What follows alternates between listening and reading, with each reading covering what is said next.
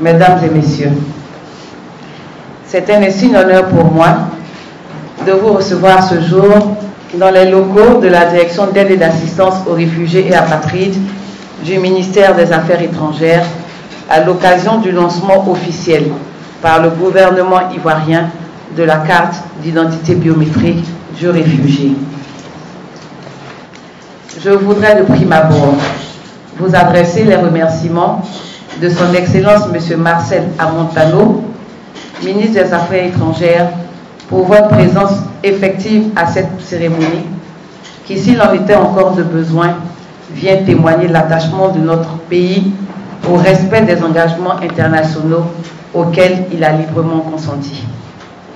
C'est le lieu de réitérer au Haut Commissariat des Nations Unies pour les réfugiés en Côte d'Ivoire la gratitude du gouvernement ivoirien pour les inlassables efforts déployés pour défendre et soutenir la cause de toutes les personnes sous son mandat, à savoir les réfugiés, les rapatriés, les personnes déplacées internes, les personnes à risque d'apatridie. Mesdames et messieurs, notre pays, terre légendaire d'hospitalité, sur la base des conventions de Genève de 1951 relatives au statut des réfugiés et de l'OUA régissant les aspects propres aux problèmes des réfugiés en Afrique, a accueilli dans les années 90 un peu plus de 400 000 réfugiés libériens et 45 000 réfugiés sierra-léonais. Conformément à la volonté du président Félix Houphouët-Boigny, nos sœurs et frères en quête de protection ont été intégrés dans les communautés d'accueil. Pour faciliter leur insertion, les autorités ivoiriennes leur ont délivré des documents d'identité. À partir de 2007, en application de la loi numéro 2004-303 du 3 mai 2004, portant modification de la loi numéro 2002-3 du 3 janvier 2002, relative à l'identification des personnes et au séjour des étrangers en Côte d'Ivoire, le gouvernement ivoirien a décidé d'octroyer à ses hôtes à qui il a si généreusement offert l'asile la carte d'identité de réfugié qui vaut titre de séjour. Ce document devrait permettre à leurs bénéficiaires de circuler librement et de poser tous les actes de la vie civile, notamment travailler, ouvrir un compte bancaire, procéder à des abonnements, envoyer et recevoir de l'argent.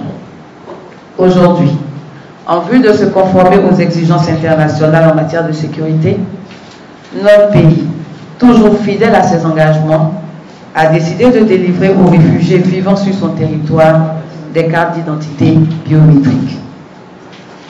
Par ce acte, le gouvernement ivoirien vient également de répondre à une préoccupation maintes fois exprimée par ces personnes qui bénéficient de l'asile dans notre pays. Mesdames et messieurs, ce document produit par l'Office national d'identification présente toutes les caractéristiques de sécurité exigées pour sa fiabilité. C'est pourquoi je saisis cette occasion pour inviter nos différentes administrations et tous les acteurs de la communauté nationale et internationale à reconnaître à cette carte toute la force que la loi lui confère.